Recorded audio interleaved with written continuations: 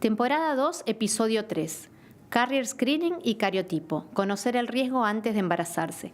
Con Patricio Rosas, ginecólogo especialista en medicina reproductiva del Hospital Italiano de Buenos Aires. En este episodio vamos a hablar de estudios genéticos más específicos, aquellos que necesitamos cuando hay antecedentes o aquellos que podemos ofrecer en cualquier escenario. ¿Arrancamos, Pato? Arrancamos. Bueno, linkeando un poquito con el episodio anterior donde hablamos de consulta preconcepcional, a mí me gustaría remarcar, para que quede bien el concepto, estas personas esta pareja que viene a hacer la consulta preconcepcional, nosotros le hacemos el interrogatorio y yo, como soy muy buen alumno, le digo, bueno, tendrías que ir a ver a la genetista, en este caso a Cecilia, para hablar un poquito sobre los antecedentes y la posibilidad de hacer algún estudio genético. Ellos me contestan, pero nosotros somos sanos. ¿Tiene algún sentido que te vayan a ver o no? Bueno, eso es una pregunta re común. Incluso también es común el miedo del genetista. Para eso estamos haciendo esto, ¿no? Exacto. Para un poco dar a entender y a conocer que es más común de lo que uno piensa y que hay un montón de estrategias que tenemos a disposición. Sí, la consulta genética preconcepcional le sirve a todo el mundo. En realidad, en muchos países se plantea de forma preconcepcional universal, ¿no? Y esto tiene que ver con que no siempre hay antecedentes. Primero, no hay antecedentes capaz que uno sea consciente de los antecedentes y surgen en la consulta, lo que hablábamos antes. Si hay antecedentes de alguna enfermedad sugestiva desde el punto de vista genético, el genetista lo que hace es evaluar, bueno, sospecha de qué tengo, de una anomalía de cromosomas, de una anomalía de genes, qué es lo que tengo que pedir. El genetista define bien qué estudio pedir y qué riesgo puede tener para la descendencia. Vos nombraste gen, cromosoma. Nosotros sabemos en qué se diferencian, pero muchas veces cuando yo hablo con los pacientes de alteraciones cromosómicas, creen que son enfermedades genéticas. ¿Cuál es la diferencia entre un gen y un cromosoma? Es importante entender el alcance de eso porque también tiene que ver después qué incluyen los estudios, ¿no? Porque también hay una idea de que uno pide un estudio genético y ya está, me abarcó todas las enfermedades genéticas. Nuestro material genético, el de los seres humanos, está empaquetado en cromosomas. Hoy conocemos todo el genoma, pero hay como distintos niveles donde uno puede tener una alteración. Los cromosomas, si uno los pudiera estirar, elongar, están llenos de genes. O sea, para que se entienda un poquito mejor, nosotros podemos pensar un cromosoma como un libro, un segmentito del cromosoma como un capítulo y un gen como una hoja de ese libro. Fíjense la diferencia que habría entre que me sobra o falta un cromosoma, un libro entero, o que me funcione mal una hojita, que falte una hojita, que es un gen. Y así como es diferente el nivel, el tamaño de material genético que puede estar alterado, es diferente el impacto. Entonces, cuando hablábamos de aneuploidías, que sobra o falta un cromosoma, dijimos, fíjense cómo el impacto es temprano. O sea, lo más probable es que un niño con una anomalía, o sea, que no nazca un niño con una anomalía, sino que sea o una pérdida temprana o una detención temprana. En cambio, las enfermedades de genes, chiquititas, digamos desde el punto de vista genético, una hojita, en general son compatibles con un embarazo que se desarrolla, nace y es una enfermedad en una persona, ¿no? Bueno, acá es muy importante esa diferencia, ¿no? Porque desde el punto de vista práctico, bueno, es mucho más importante el diagnóstico de un gen que de un cromosoma. Y uno, si se pone a pensar, la gente tiene más temor de tener un niño con una enfermedad cromosómica como el síndrome de Down, que está que lo conoce tanta gente, pero cuando se pone a hablar de enfermedades genéticas no lo tienen en la cabeza y en realidad el impacto clínico es mucho mayor. En genética decimos que cuando la alteración es más chiquita, es en realidad más grave el pronóstico, en el sentido, ¿por qué? Porque la misma naturaleza deja que evolucione, nazca y haya una enfermedad. Es algo medio contraintuitivo, ¿no? Pero por eso también, por ejemplo, la enfermedad de cromosomas termina siendo en general más un problema del reproductólogo que del pediatra con un niño con una enfermedad. Entonces termina siendo más un tema de éxito de embarazo, si no. En cambio, en los otros tipos de enfermedades, ya sea de un segmento de cromosoma o de un gen, en general lo vemos o durante el desarrollo de un embarazo con una malformación, por ejemplo, o con múltiples malformaciones, o en un niño con una enfermedad crónica que la sospechamos de origen genético. Entonces, nosotros vamos a tener un grupo de pacientes que pueda tener algún antecedente y que yo necesite evaluar, ya sea los cromosomas que pueden venir de las personas de la pareja reproductiva. Eso se evalúa en un cariotipo, se llama. Es un estudio que evalúa el número, forma y tamaño de nuestros cromosomas. ¿Y cuándo es la evaluación de los cromosomas? ¿Cuándo se pide? Bueno, a ver, hay situaciones en la familia que dan como más sospecha. Esto que yo te decía, yo cuando hago un interrogatorio les digo, disculpen, yo voy a preguntar cosas feas, ¿no? Cosas negativas. Bueno, alguien con malformaciones en la familia, con retraso madurativo, con muchas pérdidas, no una pérdida porque es muy común, pérdida de primer trimestre, ¿no? O con una pérdida avanzada, un niño que nació y falleció, alguien con, no tan severo, una mamá con una menopausia temprana. Son situaciones donde uno sabe que puede haber algo en los cromosomas de la pareja reproductiva y con impacto a futuro en hijos. Ahí se pide el cariotipo, que es el estudio que te decía, que es muy sencillo, es un estudio de sangre muy sencillo, sí tiene complejidades del tema del laboratorio, pero para el paciente es muy sencillo. Y eventualmente, si hubiera alguna sospecha de alguna otra cosa, se dirige el estudio al antecedente específico. Y cuando hablamos de genes, ¿a quién le pido un estudio, como se dice ahora, de carrier screening? Carrier screening. Los genes, en realidad, uno puede tener situaciones familiares donde hay sospecha de enfermedad de genes. Por ejemplo, una poliquistosis renal, ¿no? Uno sabe que lo tuvo el abuelo, el tío, el primo, eso lo sacamos de la familia.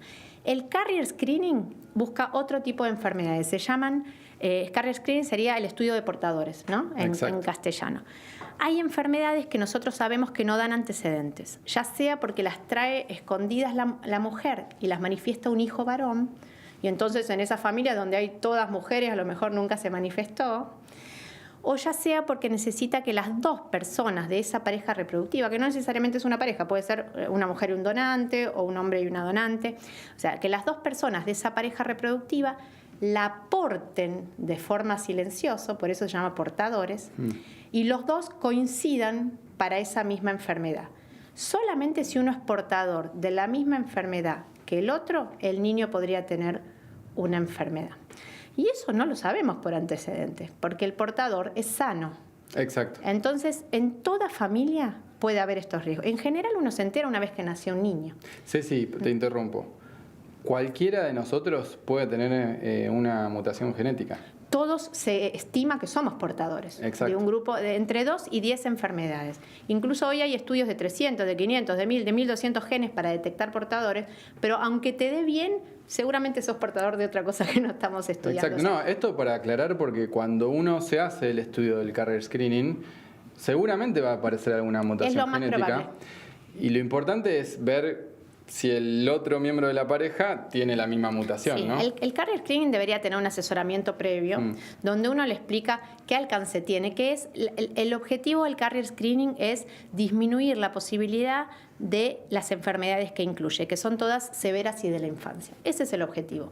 En medicina no tenemos la posibilidad de descartar enfermedades ni tampoco de abarcar todas las enfermedades genéticas existentes. Eso también es importante porque como son estudios de costo interesante, es bueno que la gente sepa que no es que, bueno, hace un esfuerzo económico, junta el dinero, lo hace y se olvidó de las enfermedades genéticas. Sí es una prevención adicional, es un muy buen estudio, no tiene desperdicio para mí, excepto lamentablemente por el costo, pero no hay que perder de vista que son enfermedades poco frecuentes, que identificamos un riesgo en 1 a 3% de las parejas más o menos. Lo que sí es importante que si aparece el riesgo, es muy importante el impacto y las opciones que podemos ofrecer para disminuirlo. Ok, yo simplificaría con esto. El resultado positivo es muy importante. El resultado negativo no descarta del todo, ¿no? Da una tranquilidad mayor. Lo más probable siempre es que dé negativo. ¿Dónde uno hace más hincapié en este tipo de estudios? Bueno, cuando uno tiene algún tipo de posibilidad de consanguinidad con su pareja.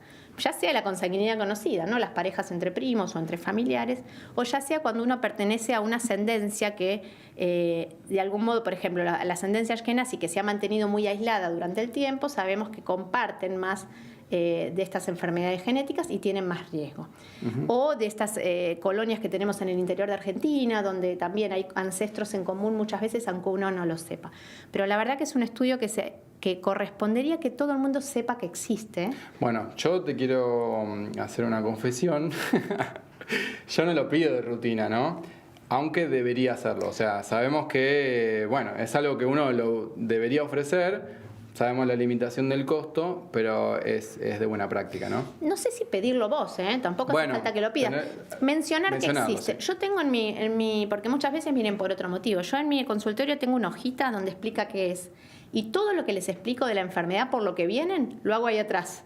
Entonces se llevan el material de lectura, ¿no? Y saben que existe. Después, por supuesto, quizás sería decir que existe una herramienta más de prevención que no tiene que ver con antecedentes. O sea, aunque sean sanos y no haya nada en la familia, no tiene nada que ver.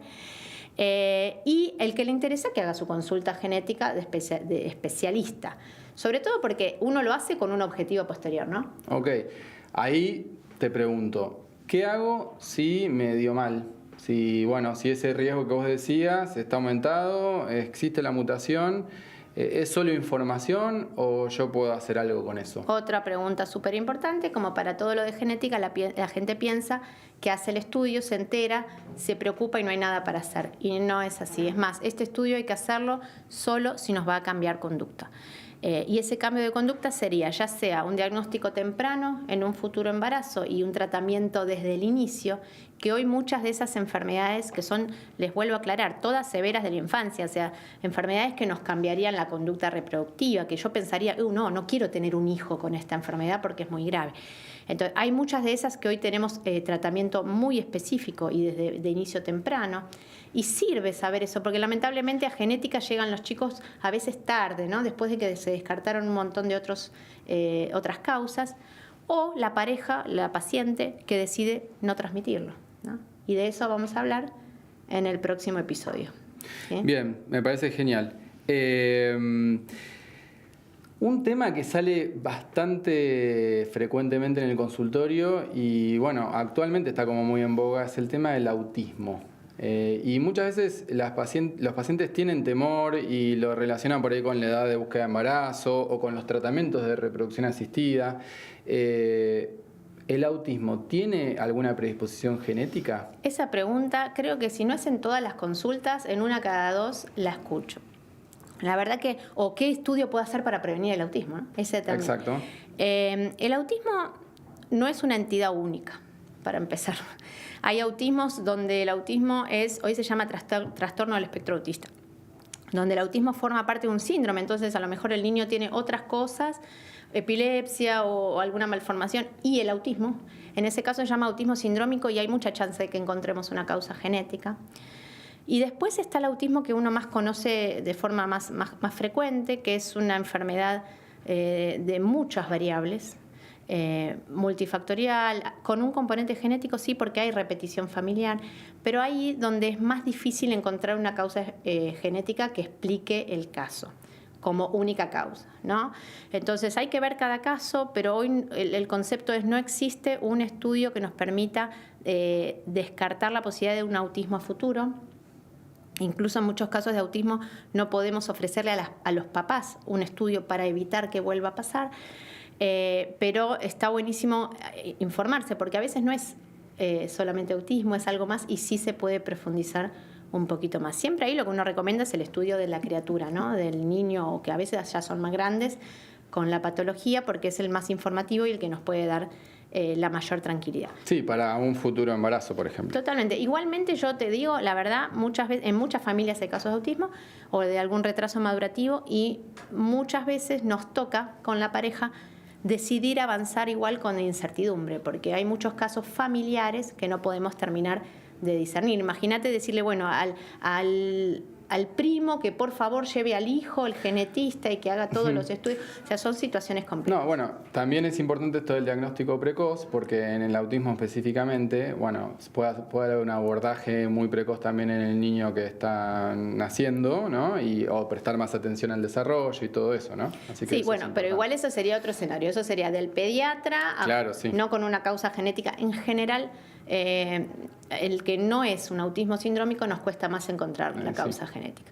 Bueno, como para cerrar este episodio, hablamos de que existen estudios genéticos. Ahora, hay un montón de estudios genéticos. Ahora, Pato, que el estudio genético exista no significa que haya que hacerlo, ni que sea la mejor opción en todos los casos, por lo cual lo importante de asesorarse, de ver cada caso en particular y después cada pareja, cada paciente, de acuerdo a sus preferencias, decidirá si realiza o no un estudio. Gracias, Pato, por acompañarme. Gracias a vos, Ceci. Esto es Origen, tu genética, tus decisiones.